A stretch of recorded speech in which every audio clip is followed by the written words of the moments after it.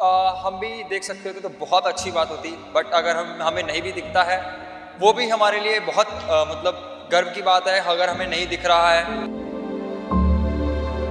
ਸਾਨੂੰ ਇਹ ਖੁਸ਼ੀ ਹੁੰਦੀ ਹੈ ਕਿ ਅਸੀਂ ਮੋਮਬੱਤੀਆਂ ਬਣਾ ਕੇ ਜਿਹੜੀ ਲੋਕਾਂ ਦੇ ਘਰਾਂ 'ਚ ਖੁਸ਼ੀਆਂ ਪੈਦਾ ਕਰਦੇ ਹਾਂ, ਉਸ ਗੱਲ ਦੀ ਸਾਨੂੰ ਬਹੁਤ ਖੁਸ਼ੀ ਹੁੰਦੀ क्या बात है। ਆਪਾਂ ਵੀ ਛੋਟੇ ਮੋਟੇ ਪਟਾਕੇ ਚਲਾਉਂਦੇ ਆ, ਜਿਵੇਂ ਕਹਿੰਦੇ ਬੀੜੀ ਬੰਮ ਤੇ ਫੁੱਲ ਜੜੀਆਂ ਹੈ ਨਾ। ਓਕੇ, ਬੱਚਿਆਂ ਨੂੰ ਦੇਖ ਕੇ ਕਈ ਵਾਰ ਦਿਲ ਰੋ ਪੈਂਦਾ ਵੀ ਇਹਨਾਂ ਨਾਲ ਇਦਾਂ ਕਿਉਂ, ਕੁਦਰਤ ਨੇ ਐ ਕਿਉਂ ਕੀਤਾ। अगर आप रोना शुरू कर दोगे तो आप पढ़ाओगे इनको कैसे? तो आप इनकी एबिलिटी देखो, इनकी डिसेबिलिटी ना देखो, इनके अंदर जो गुण है, जो एबिलिटी है वो देखो। ਪਿਛਲੇ 12 ਸਾਲਾਂ ਤੋਂ ਮੈਂ ਸਕੂਲ ਵਿੱਚ ਪੜ੍ਹ ਰਿਹਾ ਹਾਂ ਤੇ ਜਦੋਂ ਮੈਂ ਆਇਆ ਸੀ ਤੇ ਮੈਨੂੰ ਕੁਝ ਨਹੀਂ ਪਤਾ ਸੀ, ਨਾ ਹੀ ਮੈਨੂੰ ਕੁਝ ਆਉਂਦਾ ਸੀ, ਪਰ ਮੈਂ ਬਹੁਤ ਖੁਸ਼ ਹਾਂ ਕਿ ਇਸ ਸਕੂਲ ਨੇ ਮੈਨੂੰ ਇਸ ਕਾਬਿਲ ਬਣਾ ਦਿੱਤਾ ਹੈ ਕਿ ਮੈਂ ਅੱਗੇ ਚੱਲ ਕੇ ਆਪਣੇ ਪੈਰਾਂ ਤੇ खड़ा हो सकां ਤੇ तरक्की कर सकां। बहुत खुशी मिलती है जब हम सुनते हैं कि हमारे द्वारा पैकिंग की गई कैंडल से किसी के घर में मोमबत्ती जलती है और किसी के घर में रोशनी पहुंचती है। ਤੇ ਉਹ ਵੀ ਬਹੁਤ ਖੁਸ਼ ਹੁੰਦੇ ਨੇ ਕਿ ਅਸੀਂ ਬਿਲਕੁਲ ਓਰੀਜਨਲ ਮੋਮ ਯੂਜ਼ ਕਰਦੇ ਹਾਂ। ਸਾਨੂੰ ਇਨਰ ਸਾਈਡ ਤੋਂ ਫੀਲਿੰਗ ਆਉਂਦੀ ਹੈ ਕਿ ਬਹੁਤ ਵਧੀਆ ਕਰ ਰਹੇ ਹਾਂ ਅਸੀਂ। ਮੈਂ ਸੁਣਿਆ ਤੁਹਾਨੂੰ ਗਾਉਣ ਦਾ ਬਹੁਤ ਸ਼ੌਂਕ ਹੈ, ਹੈ। ਹਾਂਜੀ। ਕੋਈ ਗਾਣਾ ਯਾਦ ਹੈਗਾ ਦੀਵਾਲੀ ਤੇ, ਕੁਝ ਪੋਇਮ ਵਗੈਰਾ ਜਾਂ ਕੁਝ ਤਿਆਰ ਕੀਤਾ? ਠੋਕਣਾ ਨੀ ਬਿੱਲਾ ਵੱਡੇ ਵੱਡੇ ਠੋਕ ਤੇ ਫੁਕਰੇ ਰੱਖ ਜੁੱਤੀ ਵਾਲੀ ਨੋਕ ਤੇ ਜੱਟ ਨੇ ਨੀ ਸਾਰੀ ਦੁਨੀਆ ਤੋਂ ਅੱਡ ਨੇ ਅਸਲਾ ਮੁੱਲ ਲਿਆ ਸਾਡੇ ਡੱਬ ਨੇ।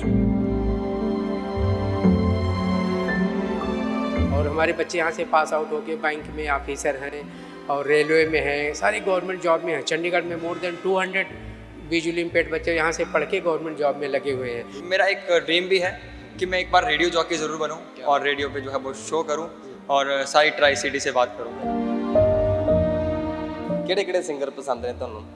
ਪੰਜਾਬੀ ਵਿੱਚ ਜੀ ਸਿੱਧੂ ਮੂਸੇਵਾਲਾ।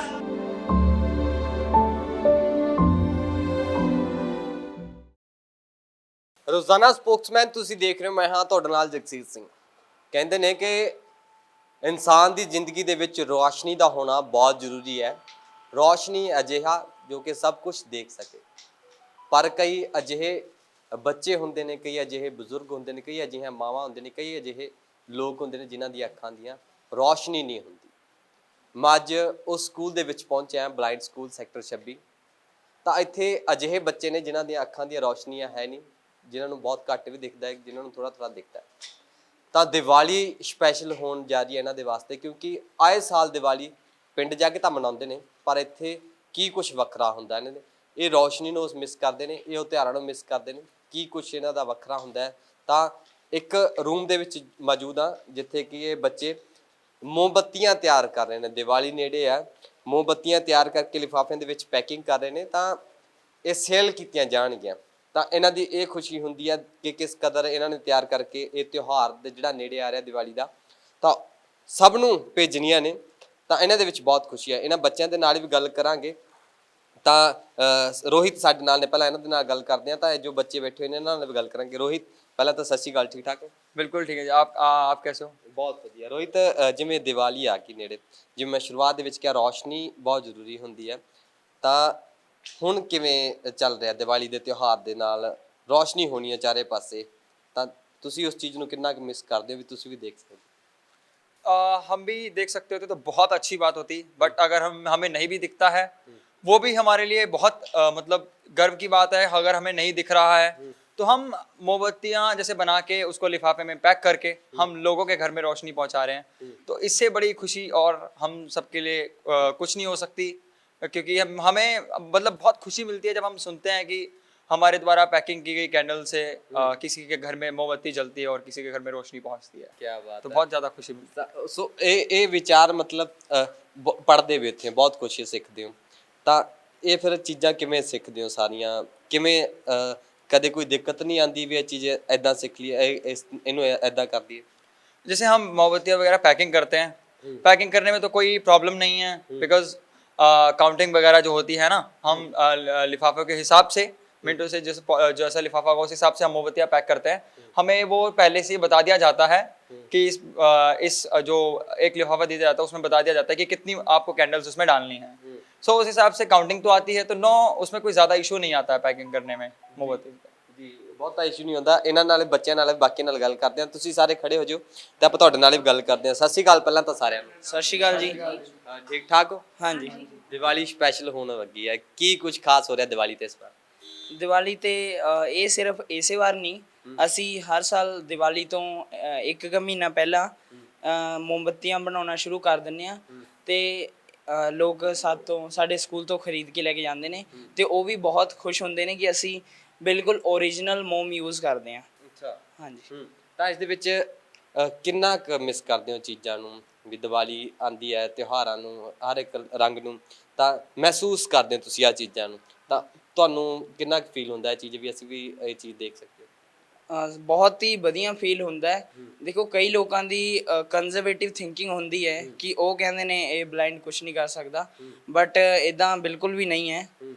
ਸਾਨੂੰ ਇਨਰ ਸਾਈਡ ਤੋਂ ਫੀਲਿੰਗ ਆਉਂਦੀ ਹੈ ਕਿ ਬਹੁਤ ਵਧੀਆ ਕਰ ਰਹੇ ਹਾਂ ਅਸੀਂ ਤੇ ਸਾਨੂੰ ਇਦਾਂ ਹੀ ਕਰਨਾ ਚਾਹੀਦਾ ਤੇ ਇਹਦੇ ਨਾਲ ਸਾਡਾ ਫਿਊਚਰ ਦੇ ਲਈ ਸਕਿੱਲ ਸੈੱਟ ਵੀ ਤਿਆਰ ਹੋ ਰਿਹਾ। ਜੀ, ਬਹੁਤ ਕੁਝ ਸਿੱਖਿਆ ਜਾ ਰਿਹਾ। ਔਰ ਤੁਹਾਡਾ ਨਾਮ ਕੀ ਹੈ ਜੀ? ਮੇਰਾ ਨਾਮ ਜੀ ਪ੍ਰਹਲਾਦ ਬੱਤਰਾ। ਅੱਛਾ, ਤੇ ਕੀ ਕੁਝ ਸਿੱਖ ਰਹੇ ਹੋ, ਕੀ ਕੁਝ ਇੱਥੇ ਨਵਾਂ ਹੋ ਰਿਹਾ ਦੀਵਾਲੀ ਨੂੰ ਦੇਖ ਕੇ? ਤਾਂ ਕਿੰਨੀ ਕੁ ਜਿਹੜੀ ਆ ਸ਼ਕਤੀ ਪੈਦਾ ਹੋ ਰਹੀ ਹੈ ਦੀਵਾਲੀ ਨੇੜੇ ਆ ਰਹੀ ਹੈ? ਬਹੁਤ ਵਧੀਆ ਲੱਗਦਾ ਦੀਵਾਲੀ ਨੇੜੇ, ਨਾਲੇ ਮੋਮਬੱਤੀਆਂ ਵੀ ਇੱਥੇ ਬਣਦੀਆਂ ਤੇ ਪਤਾ ਲੱਗਦਾ ਰਹਿੰਦਾ ਜੀ। ਜੀ ਜੀ, ਅੱਛਾ ਲੱਗਦਾ। ਤੁਹਾਡਾ ਕੀ ਨਾਮ ਹੈ? ਪ੍ਰਿੰਸ ਕੁਮਾਰ ਆਹੂਜਾ। ਆਹੂਜਾ ਜੀ, ਮੈਂ ਸੁਣਿਆ ਤੁਹਾਨੂੰ ਗਾਉਣ ਦਾ ਬਹੁਤ ਸ਼ੌਂਕ ਹੈ। ਹਾਂਜੀ। ਕੋਈ ਗਾਣਾ ਯਾਦ ਹੈਗਾ ਦੀਵਾਲੀ ਤੇ, ਕੁਝ ਪੋਇਮ ਵਗੈਰਾ ਜਾਂ ਕੁਝ ਤਿਆਰ ਕੀਤਾ? ਪੋਇਮ ਤਾਂ ਨਹੀਂ, ਪਰ ਗਾਣਾ ਆਪਾਂ ਗਾ ਸਕਦੇ ਹਾਂ। ਕੋਈ ਵੀ ਸੁਣਾ ਦਿਓ ਮੈਨੂੰ ਗਾਣਾ। ਓਕੇ ਜੀ, ਪੰਜਾਬੀ Song ਹੈ। ਹਾਂਜੀ। ਠੋਕਣਾ ਨੀ ਬਿੱਲ ਵੱਡੇ ਵੱਡੇ ਠੋਕ ਤੇ ਫੁਕਰੇ, ਰੱਖੇ ਜੁੱਤੀ ਵਾਲੀ ਨੋਕ ਤੇ ਜੱਟ ਨੇ ਨੀ ਸਾਰੀ ਦੁਨੀਆ ਤੋਂ ਅੱਡ ਨੇ। ਅਸਲਾ ਮੁੱਲ ਲਿਆ ਸਾਡੇ ਡੱਬ ਨੇ, ਪੈਰਾਂ ਦੇ ਵਿੱਚ ਪੱਗ ਚੰਡੜ ਤੁਰਦੀ ਮੋਰਾ ਵਾਂਗੂ ਨੀ, ਜਿੰਨੇ ਨਾਲ ਨੇ ਜੱਟ ਨੇ ਰੱਖੀ ਕਿਹੜਾ ਤੈਨੂੰ ਸੰਭੂ ਨੀ। ਤੇਰੀ ਰਿਲੀਆ ਪਾਣੀ ਵਰਗੀਆਂ ਅੱਖਾਂ ਫੇਸ ਗੁਲਾਬ ਕੁੜ, ਸਿੱਧਾ ਪੈਂਦਾ ਕੱਲ ਨੂੰ ਸਾਡਾ ਟਿੱਡਾ ਸਾਬ ਕਿਤਾਬ ਕੁੜ। ਕਾਲੀ ਗੱਡੀ ਕਾਲਾ ਪਿਸਟਲ ਤੂੰ ਬਸ ਗੋਰੀ ਗੋਰੀ ਐ, ਗੱਭਰੂ 320 ਦਾ ਅਸਲਾ ਤੂੰ ਪਿੱਤਲ ਦੀ ਬੋਰੀ ਐ।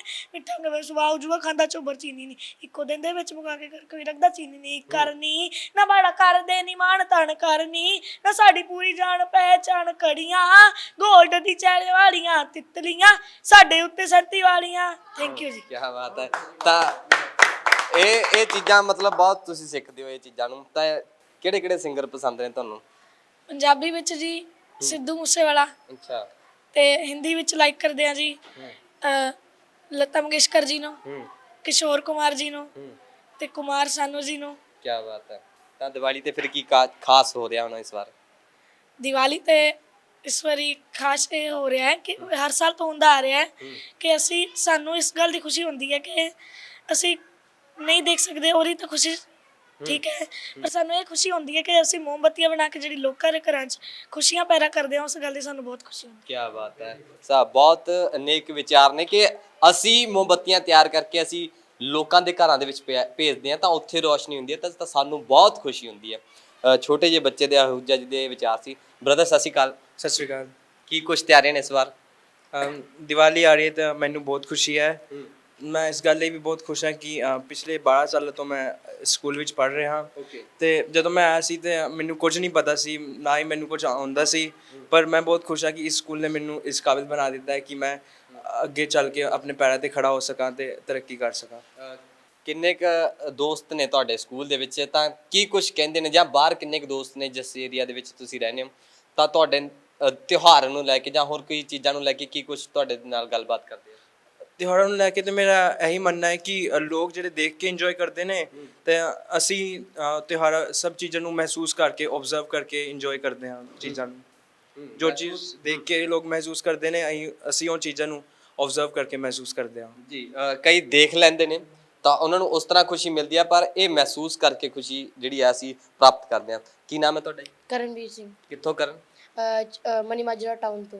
ਅੱਛਾ। ਤਾਂ ਫਿਰ ਹੁਣ ਦੀਵਾਲੀ ਆ ਚੁੱਕੀ ਆ, ਆਏ ਸਾਲ ਤੁਸੀਂ ਇਹ ਮੋਮਬੱਤੀਆਂ ਤਿਆਰ ਕਰਦੇ ਹੋ, ਕੈਂਡਲਸ ਲੋਕਾਂ ਦੇ ਘਰਾਂ ਦੇ ਵਿੱਚ, ਜਿਵੇਂ ਸਾਰੇ ਕਹਿ ਰਹੇ ਕਿ ਰੋਸ਼ਨੀ ਅਸੀਂ ਇੱਥੋਂ ਭੇਜਦੇ ਹਾਂ ਤਾਂ ਸਾਨੂੰ ਖੁਸ਼ੀ ਹੋ ਜਾਂਦੀ ਹੈ ਵੀ ਉਹਨਾਂ ਦੇ ਘਰ ਰੋਸ਼ਨੀ ਹੋਈ।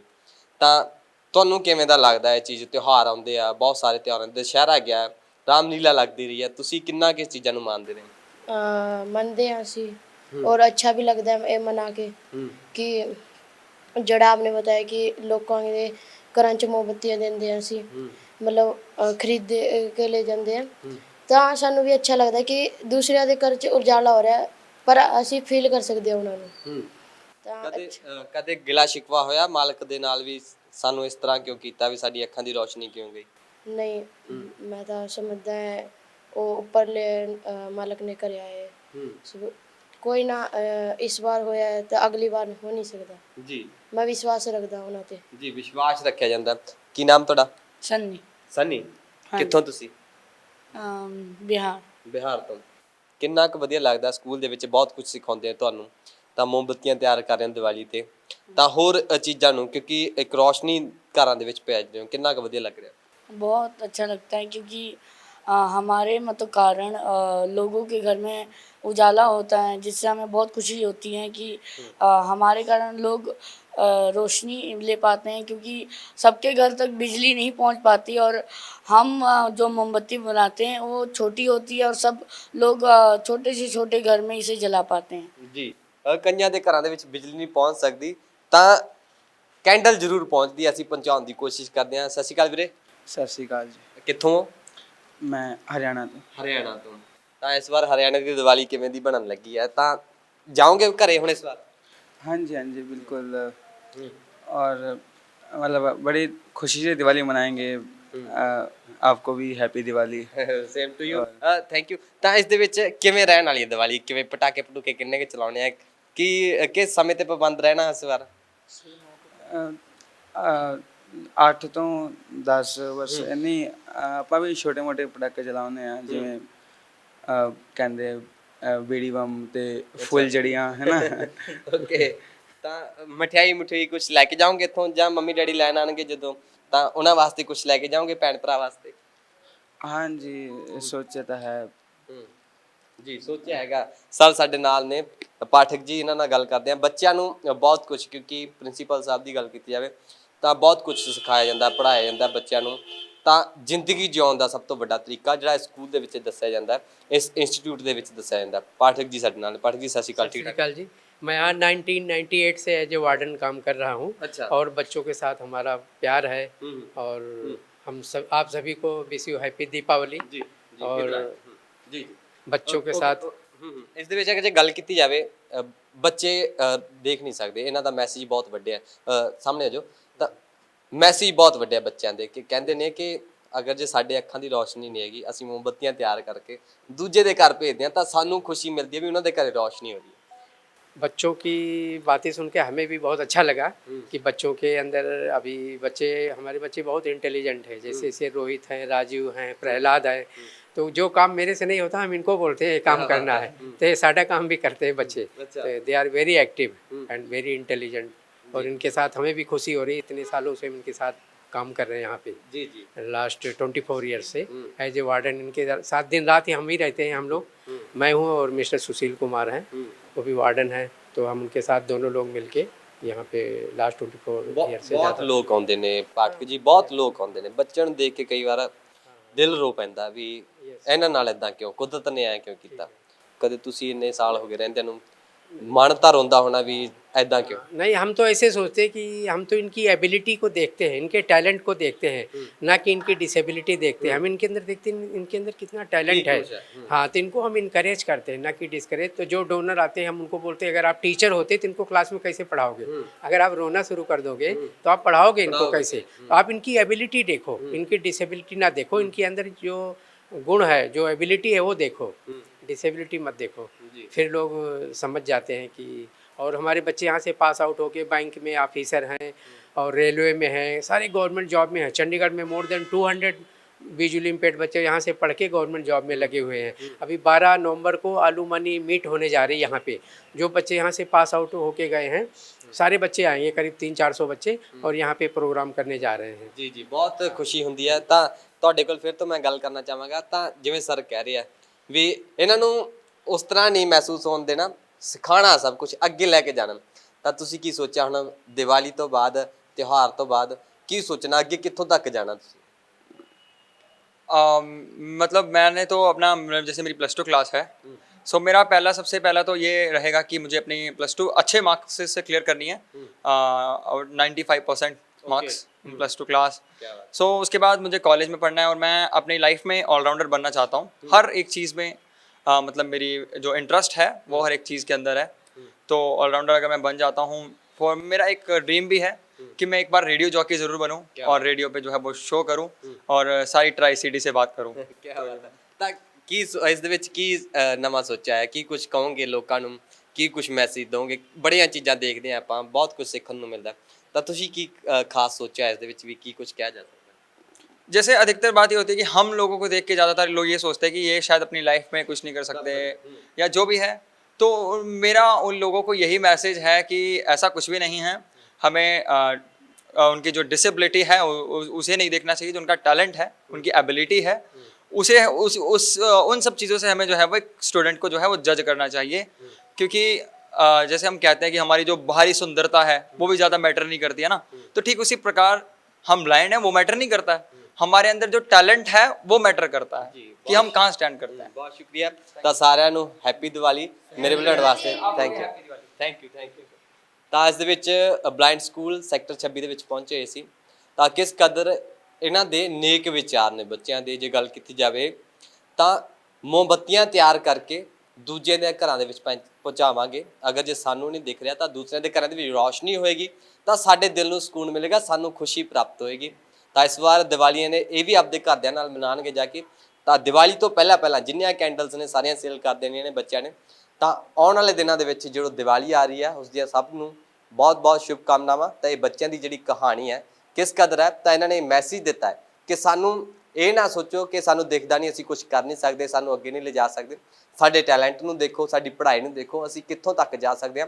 ਜਿਵੇਂ ਪਾਠਕ ਜੀ ਨੇ ਦੱਸਿਆ ਕਿ ਬਹੁਤ ਸਾਰੇ ਬੱਚੇ ਰੇਲਵੇ ਦੇ ਵਿੱਚ ਲੱਗੇ ਹੋਏ ਨੇ, ਹੋਰ ਬੈਂਕ ਦੇ ਵਿੱਚ ਲੱਗੇ ਹੋਏ ਨੇ, ਬਹੁਤ ਵੱਡੀਆਂ ਵੱਡੀਆਂ ਨੌਕਰੀਆਂ ਦੇ ਵਿੱਚ ਜਿਹੜੇ ਸਰਕਾਰੀ ਜੌਬ ਕਰ ਰਹੇ ਨੇ। ਤਾਂ ਸਭ ਨੂੰ ਇਹੀ ਉਮੀਦ ਹੈ ਕਿ ਇਹੀ ਇੱਕ ਮੈਸੇਜ ਹੈ ਬੱਚਿਆਂ ਵੱਲੋਂ ਕਿ ਕਦੇ ਕਿਸੇ ਨੂੰ ਗਲਤ ਨਜ਼ਰ ਨਾਲ ਨਾ ਦੇਖੋ, ਤਾਂ ਉਹਨੂੰ ਟੈਲੈਂਟ ਨੂੰ ਦੇਖੋ, ਅੱਗੇ ਲੈ ਕੇ ਜਾਓ। ਵਿਚਾਰ ਸਾਡੇ ਨਾਲ ਜੂ ਸਾਂਝੇ ਕਰਿਓ। ਕੈਮਰੇ ਸਹਿਯੋਗ ਦੇ ਸੀ ਅਮਨਦੀਪ ਸਿੰਘ। ਧੰਨਵਾਦ।